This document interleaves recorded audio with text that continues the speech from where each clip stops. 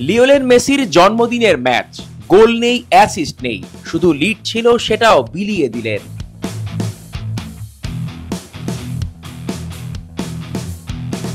নিজের জন্মদিনে মেসির মাঠে নামাটা অনেকেই দেখেন স্পেশাল ট্রিট হিসেবে। ফ্যানরা ভাবেন আজ বুঝি জাদু দেখাবেন মেসি, কিন্তু মেসি যেন ঠিক করেই এসেছিলেন, ভাগ্যগুণেই তো অনেক ট্রফি জিতেছি, এবার কিছু ফিরিয়ে দেই।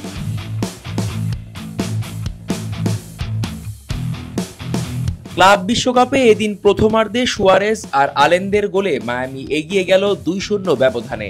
ফ্লোরিডায় গরমের মতোই ছড়াচ্ছিল মেসির হাসি, কিন্তু এরপর 80 মিনিটে এক গোল, 87 মিনিটে আরেকটা, 2-0 থেকে 2-2।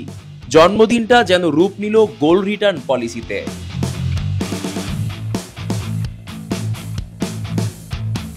গোল করলেন না, করালেন না, তবুও ম্যাচের নিয়ন্ত্রণ নিজের হাতেই রাখলেন, প্রতিপক্ষের হাতে তুলে দিয়ে।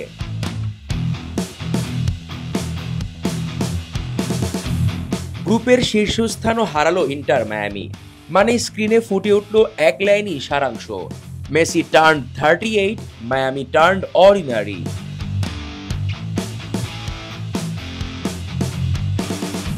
এখন সামনে পিএসজি। নিজের সাবেক ঘরানার সামনে কি মেসি জ্বলে উঠবেন, নাকি জন্মদিনের হ্যাংওভার টানতে টানতেই শেষ হবে তার লিগ কাপ যাত্রা?